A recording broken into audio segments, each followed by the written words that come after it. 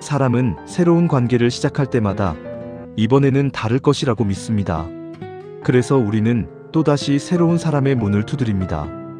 낯선 얼굴을 만나고 새로운 대화를 시작하며 이번만큼은 과거와 다른 길을 걷게 되리라 믿습니다. 그러나 시간이 흐른 뒤 문득 뒤를 돌아보면 우리는 이상한 사실을 발견합니다. 사람은 바뀌었는데 관계는 크게 달라지지 않았다는 사실입니다. 이름도 다르고 성격도 다른데 갈등이 시작되는 지점은 놀랍도록 비슷합니다. 대화가 어긋나는 방식도 어딘가 익숙합니다. 관계가 멀어지는 과정 역시 이전과 닮아 있습니다. 왜 이런 일이 반복될까요? 왜 우리는 수많은 사람들 속에서 결국 비슷한 관계를 다시 선택하게 되는 것일까요? 이 질문을 이해하기 위해서는 먼저 한 가지 사실을 받아들여야 합니다. 관계 속 선택은 우연이 아니라는 사실입니다. 우리가 운명이라고 부르는 많은 것들은 사실 반복된 선택의 결과입니다. 오늘 우리는 그 반복의 구조를 살펴보려 합니다.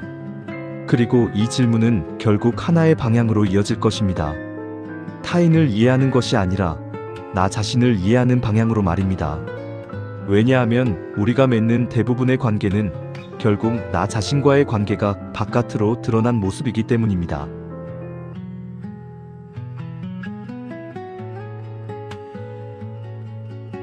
사람은 태어나는 순간부터 관계 속에서 살아갑니다. 우리가 처음 경험하는 관계는 부모 혹은 양육자와의 관계입니다. 이 관계는 단순한 보호나 돌봄 이상의 의미를 가집니다. 이 관계를 통해 우리는 세상에 대한 첫 번째 판단을 내리게 됩니다. 세상은 안전한 곳인가? 나는 사랑받을 가치가 있는 존재인가? 사람은 믿을 수 있는 존재인가? 하는 질문들에 대한 첫 번째 답이 바로 이 시기에 만들어집니다. 심리학에서는 이러한 과정을 애착 형성이라고 부릅니다. 안정적인 애착을 경험한 사람은 사람을 신뢰하는 선택을 하게 됩니다. 관계 속에서 가까워지는 것을 자연스럽게 받아들이고 갈등이 생겨도 관계가 완전히 무너지지 않을 것이라는 믿음을 가지고 있습니다. 반대로 불안정한 애착을 경험한 사람은 관계 속에서 끊임없이 확인을 요구하거나 상처를 피하기 위해 스스로 거리를 두는 선택을 하기도 합니다. 문제는 이러한 경험이 단순한 기억으로 남지 않는다는 점입니다. 그것은 관계를 바라보는 기준이 됩니다. 그래서 우리는 새로운 사람을 만나더라도 무의식적으로 어린 시절 익숙했던 감정의 분위기를 다시 찾게 됩니다. 따뜻함에 익숙한 사람은 따뜻한 관계를 선택하고 긴장과 불안에 익숙한 사람은 알지 못하는 사이 비슷한 긴장 속으로 다시 들어가기도 합니다. 결국 우리는 사람을 선택하는 것처럼 보이지만 실제로는 익숙한 감정을 선택하고 있는지도 모릅니다. 그래서 사람은 달라져도 관계의 느낌은 비슷하게 반복되곤 합니다.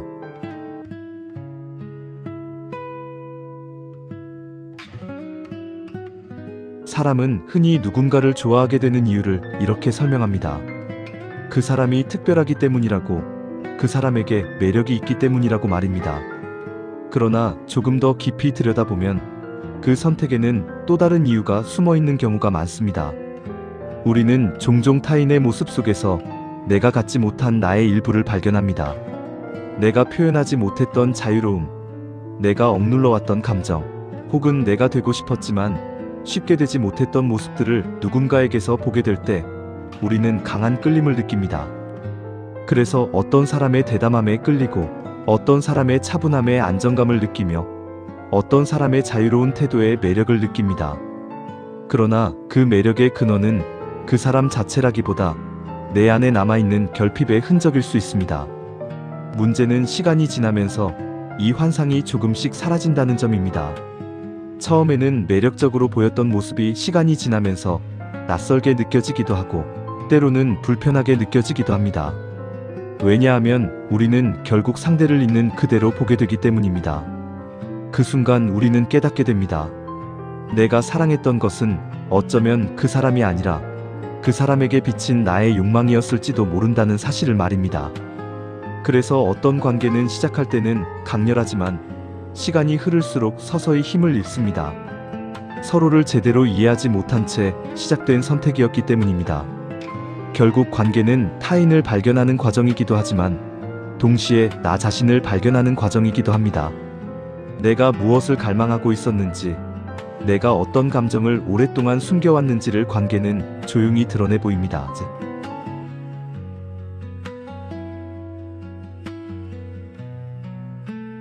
사람들은 흔히 성격이 비슷한 사람끼리 잘 어울린다고 말합니다. 비슷한 취향과 비슷한 생각을 가진 사람들이 관계를 오래 유지한다고 믿습니다. 물론 그런 경우도 있습니다.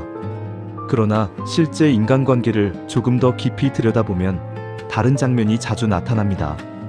놀랍게도 많은 관계는 서로 비슷한 사람끼리 만들어지기보다 서로의 결핍이 맞물리면서 만들어집니다. 예를 들어 누군가는 끊임없이 사랑을 확인하고 싶어 합니다. 상대가 자신을 얼마나 아끼는지, 자신이 얼마나 중요한 존재인지 확인받지 못하면 불안해집니다. 반대로 어떤 사람은 지나치게 가까워지는 관계를 불편하게 느낍니다. 누군가가 가까이 다가오면 자신의 공간이 침범당한다고 느끼며 자연스럽게 거리를 두려 합니다. 흥미로운 것은 이 두 사람이 서로에게 끌리는 경우가 적지 않다는 점입니다. 한 사람은 가까워지려 하고 다른 한 사람은 거리를 두려 합니다. 한 사람은 더 많은 애정을 요구하고 다른 한 사람은 더 많은 공간을 요구합니다. 이렇게 서로 다른 방향으로 움직이는 두 사람이 관계 속에서 긴장과 균형을 동시에 만들어냅니다. 문제는 이 관계가 시간이 지날수록 서로를 지치게 만들 수 있다는 점입니다. 가까워지려는 사람은 계속 불안해지고 거리를 두려는 사람은 점점 더 답답함을 느끼게 됩니다. 결국 두 사람 모두 자신의 방식이 이해받지 못한다고 느끼게 됩니다. 그럼에도 불구하고 우리는 종종 이러한 관계를 반복합니다. 왜냐하면 이러한 긴장이 우리에게 익숙한 감정의 구조이기 때문입니다. 어린 시절부터 경험해온 관계의 방식이 우리 안에 남아있기 때문입니다. 그래서 우리는 때때로 평온한 관계보다 긴장된 관계를 더 강렬하게 느끼기도 합니다. 익숙한 감정의 구조가 다시 작동하기 때문입니다. 결국 관계는 단순히 두 사람이 만나는 사건이 아닙니다. 서로의 과거와 서로의 상처가 만나는 자리이기도 합니다.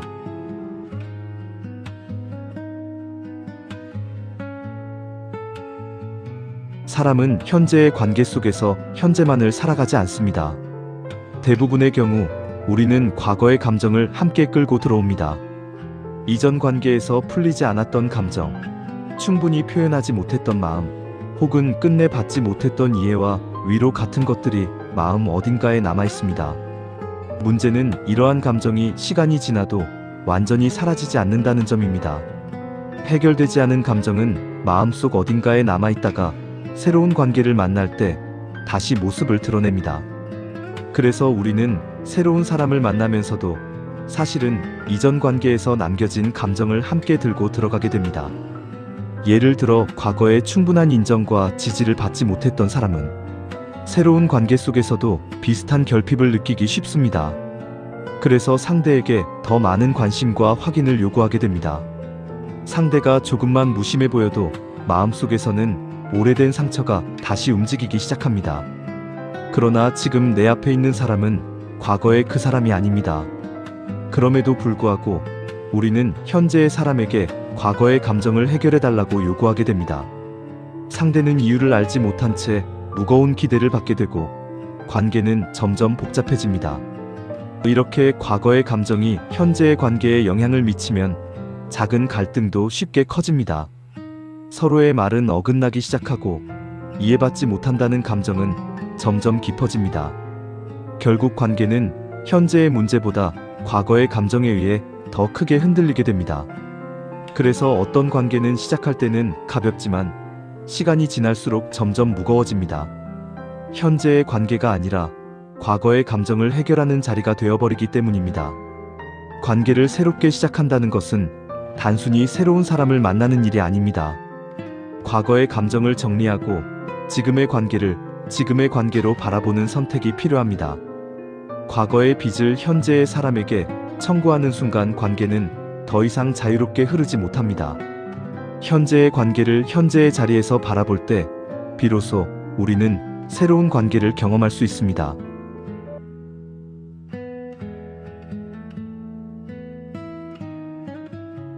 관계의 갈등은 대부분 대화 속에서 시작됩니다. 그러나 조금 더 자세히 살펴보면 우리가 실제로 하고 있는 것이 대화인지 아니면 단순한 반응인지 의문이 들 때가 많습니다. 우리는 상대의 말을 충분히 이해하기 전에 이미 마음속에서 다음 말을 준비하고 있습니다.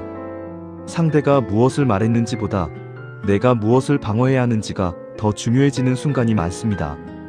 어떤 사람은 갈등이 시작되면 말을 멈춥니다. 침묵을 선택합니다. 더 이상 말하지 않으면 싸움도 커지지 않을 것이라고 생각하기 때문입니다. 겉으로 보기에는 평화를 지키는 선택처럼 보이지만 실제로는 갈등을 마주하기 두려워 피하는 선택일 때도 있습니다. 상대는 대화를 원하지만 아무 말도 들을 수 없게 되고 결국 두 사람 사이의 거리는 점점 멀어지게 됩니다. 반대로 어떤 사람은 갈등이 시작되는 순간 감정이 먼저 올라옵니다. 목소리가 높아지고 말이 거칠어집니다. 자신의 입장을 분명하게 전달하려는 의도일 수도 있지만 실제로는 자신의 취약함을 숨기기 위한 방어 반응일 때도 많습니다. 분노는 강해 보이지만 그 안에는 이해받지 못할 것에 대한 두려움이 숨어 있는 경우가 많습니다. 이 두 가지 방식은 모두 오랜 시간 동안 형성된 방어 전략일 가능성이 큽니다. 우리는 어린 시절부터 갈등을 마주하는 방식을 배워왔습니다. 어떤 가정에서는 갈등이 생기면 조용히 넘어가는 것이 자연스러웠고 어떤 가정에서는 큰 소리로 감정을 표현하는 것이 익숙했습니다. 그 방식이 그대로 우리의 대화 습관으로 남아있는 것입니다. 그래서 비슷한 상황이 생기면 우리는 거의 자동적으로 같은 반응을 반복합니다. 생각하기 전에 반응하고 이해하기 전에 방어합니다. 그 결과 관계 속 대화는 서로를 이해하기 위한 대화가 아니라 서로를 지키기 위한 반응의 교환이 되어버립니다. 관계가 달라지기 위해서는 대화의 내용보다 대화의 방식이 달라져야 합니다. 반응이 아니라 선택으로 말하는 연습이 필요합니다. 상대의 말을 들은 뒤 잠시 멈추는 그 짧은 시간 속에서 새로운 관계의 가능성이 시작됩니다.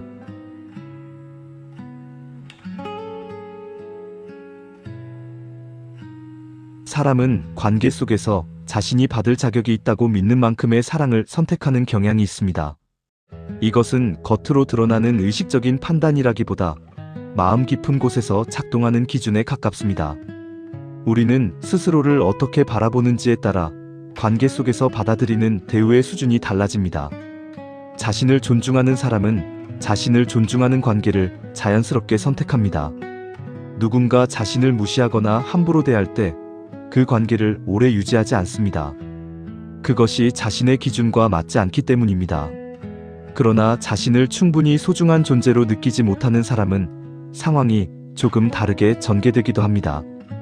그들은 종종 자신을 존중하지 않는 관계 속에서도 오래 머물게 됩니다. 상대가 자신을 가볍게 대하거나 관심을 충분히 주지 않아도 그 관계를 쉽게 떠나지 못합니다. 왜냐하면 마음속 어딘가에서 그 정도의 대우가 익숙하게 느껴지기 때문입니다. 아이러니하게도 존중받는 관계가 오히려 낯설게 느껴질 수도 있습니다. 이것은 단순한 선택의 문제가 아니라 마음속에 형성된 자기 가치감의 기준과 연결되어 있습니다. 사람은 자신이 어떤 존재라고 믿는지에 따라 관계 속에서 받아들이는 것과 거부하는 것이 달라집니다. 그래서 자신을 낮게 바라보는 시선은 관계 속에서도 반복됩니다. 그 결과 우리는 때때로 자신을 충분히 존중하지 않는 관계를 선택하기도 합니다. 그리고 그 관계 속에서 다시 상처를 경험하게 됩니다. 이런 경험이 반복되면 사람은 점점 더 자신을 의심하게 되고 관계에 대한 기대 역시 낮아지게 됩니다. 관계를 바꾸기 위해서는 상대를 바꾸기 전에 먼저 자신을 바라보는 시선이 달라져야 합니다. 내가 나를 어떻게 대하고 있는지, 나는 나 자신을 얼마나 존중하고 있는지 그 질문을 스스로에게 던져보아야 합니다. 왜냐하면 내가 나를 대하는 방식이 결국 타인이 나를 대하는 방식의 기준이 되기 때문입니다.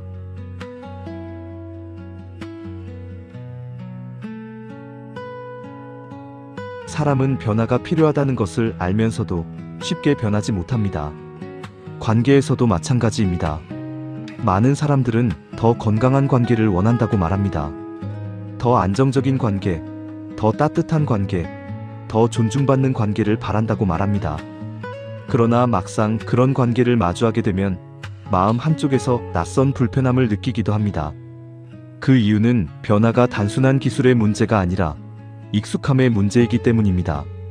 지금까지 살아오면서 경험해온 관계의 방식은 비록 완벽하지 않았더라도 우리에게 익숙한 구조를 가지고 있습니다. 어떤 상황에서 어떤 감정을 느끼게 될지 어느 정도 예상할 수 있습니다. 갈등이 생기더라도 그 흐름을 알고 있기 때문에 낯선 두려움은 적습니다. 그러나 새로운 방식의 관계는 다릅니다. 서로의 감정을 솔직하게 표현하고 서로를 존중하는 대화를 시도하고 갈등을 차분하게 풀어가는 관계는 생각보다 낯설게 느껴질 수 있습니다. 왜냐하면 그런 경험을 충분히 해보지 못한 사람에게는 그것이 익숙한 감정이 아니기 때문입니다. 그래서 우리는 때때로 자신도 모르게 다시 익숙한 방식의 관계로 돌아가게 됩니다. 익숙한 갈등, 익숙한 거리감, 익숙한 오해 속으로 말입니다.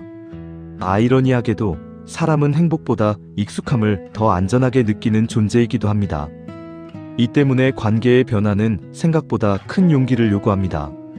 단순히 새로운 사람을 만나는 것이 아니라 지금까지의 관계 방식을 내려놓는 선택이 필요하기 때문입니다. 그것은 지금까지 내가 익숙하게 살아왔던 감정의 세계를 벗어나는 일이기도 합니다. 그러나 바로 그 지점에서 새로운 관계의 가능성이 시작됩니다.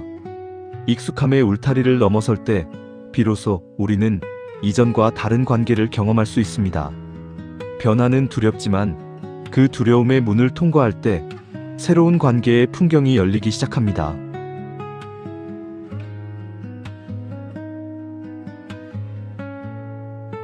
관계가 반복된다는 사실을 이해하는 것만으로는 충분하지 않습니다. 중요한 것은 그 반복이 시작되는 순간을 알아차리는 능력입니다. 우리는 많은 경우 갈등이 생긴 뒤에야 후회합니다. 조금만 다르게 말했더라면 좋았을 텐데, 조금만 더 차분하게 반응했더라면 좋았을 텐데 하는 생각을 뒤늦게 하게 됩니다. 그러나 관계의 흐름을 바꾸기 위해 필요한 것은 사건이 끝난 뒤의 후회가 아니라 사건이 일어나는 순간의 자각입니다. 바로 그 순간에 잠시 멈출 수 있는 능력입니다. 누군가의 말이 마음을 건드렸을 때, 감정이 올라오기 시작할 때 우리는 보통 즉각적으로 반응합니다. 말이 먼저 튀어나오고 감정이 먼저 움직입니다. 하지만 그 순간 잠시 멈출 수 있다면 상황은 조금 달라집니다. 나는 지금 어떤 감정을 느끼고 있는가? 나는 지금 무엇에 반응하고 있는가? 이 반응은 정말 지금 이 상황 때문인가 아니면 오래된 감정 때문인가 하는 질문을 스스로에게 던질 수 있습니다. 이렇게 자신의 감정과 행동을 한 발 떨어져 바라보는 능력을 흔히 관찰자 자아라고 부릅니다. 이 능력이 생기면 우리는 자동적으로 반복되던 반응에서 조금씩 벗어날 수 있습니다. 매번 화를 내던 자리에서 잠시 침묵을 선택할 수도 있고, 매번 침묵하던 자리에서 솔직한 말을 건넬 수도 있습니다. 이 변화는 처음에는 아주 작게 느껴질 수 있습니다. 그러나 이러한 작은 선택의 변화가 쌓이면 관계의 흐름 역시 서서히 달라지기 시작합니다. 왜냐하면 관계는 거대한 사건으로 바뀌는 것이 아니라 작은 반응들이 쌓이며 방향이 바뀌기 때문입니다. 그래서 관계를 바꾸는 가장 중요한 시작점은 거창한 결심이 아니라 단 하나의 능력입니다. 내가 지금 무엇을 하고 있는지를 알아차리는 능력, 바로 그 순간의 자각입니다.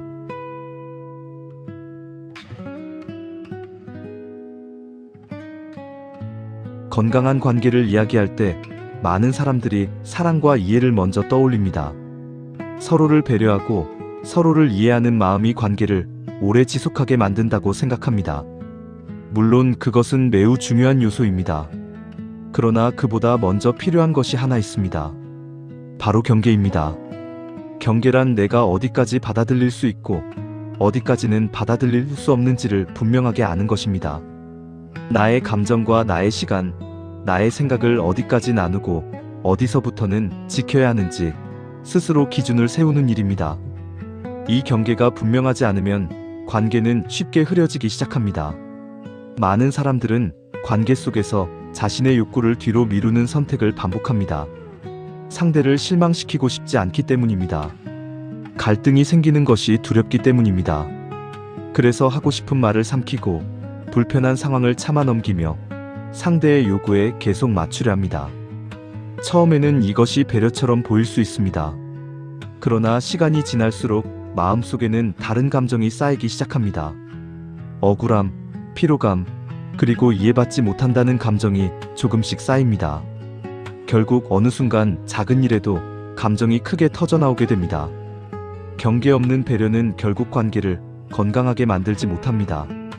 오히려 한 사람의 부담을 계속 키우게 됩니다. 반대로 분명한 경계는 관계를 차갑게 만드는 것이 아니라 관계를 안정적으로 만듭니다. 서로가 어디까지를 존중해야 하는지 알게 되기 때문입니다. 그래서 관계 속에서 거절할 수 있는 용기는 매우 중요합니다. 아니오라고 말하는 것은 관계를 거부하는 것이 아니라 나 자신을 존중하는 선택입니다. 내가 나 자신을 존중할 때 상대 역시 나를 존중하는 법을 배우게 됩니다. 경계는 관계를 끊는 선이 아니라 관계를 지키는 선입니다. 그 선이 분명할수록 관계는 오히려 더 오래 건강하게 이어질 수 있습니다.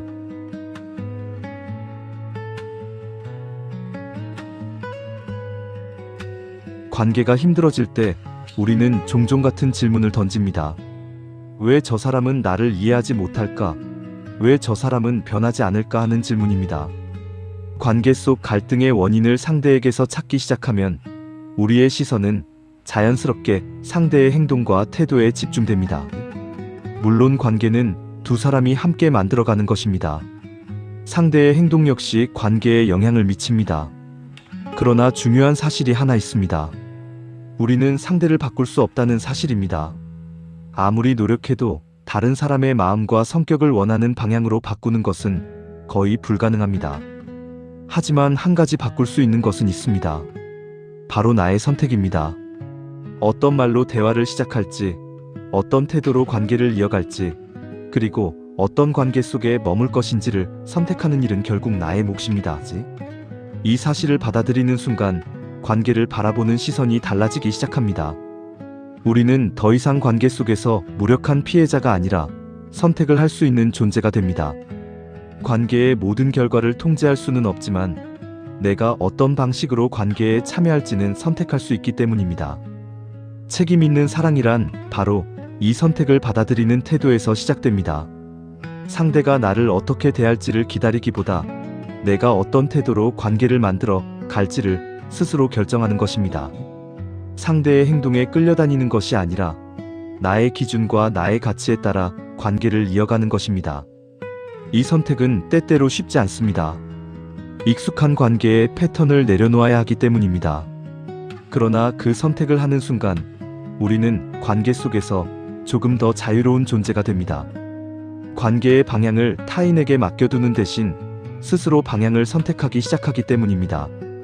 그래서 결국 관계의 변화는 상대의 변화에서 시작되는 것이 아니라 나의 선택에서 시작됩니다. 내가 어떤 관계를 선택하고 어떤 태도를 선택하느냐가 관계의 흐름을 만들어갑니다.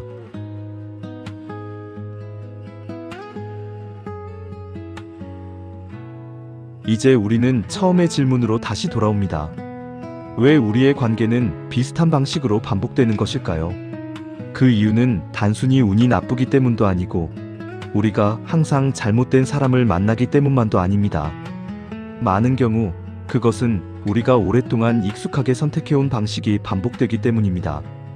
어린 시절의 관계 경험, 마음속에 남아있는 결핍, 갈등을 피하거나 방어하려는 습관, 그리고 자신을 바라보는 시선까지 이러한 것들이 우리의 선택을 조용히 이끌어왔습니다.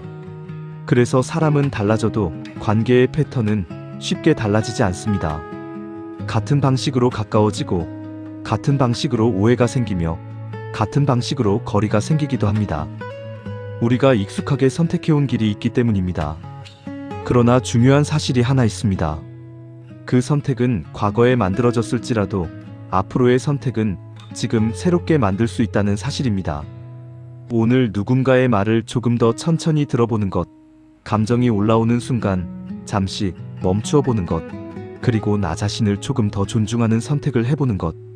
이러한 작은 선택들이 관계의 방향을 조금씩 바꾸기 시작합니다. 관계는 거대한 사건으로 바뀌지 않습니다. 아주 작은 선택들이 쌓이며 서서히 방향이 달라집니다. 그래서 지금 이 순간에도 질문은 남아 있습니다. 당신은 앞으로 어떤 관계를 선택하며 살아가고 싶습니까? 익숙하지만 반복되는 관계입니까? 아니면 낯설지만 더 건강한 관계입니까? 오늘 당신이 선택하는 작은 태도 하나가 앞으로의 관계 지도를 다시 그리기 시작할 것입니다. 그리고 그 관계의 방향은 결국 당신의 삶의 방향이 될 것입니다.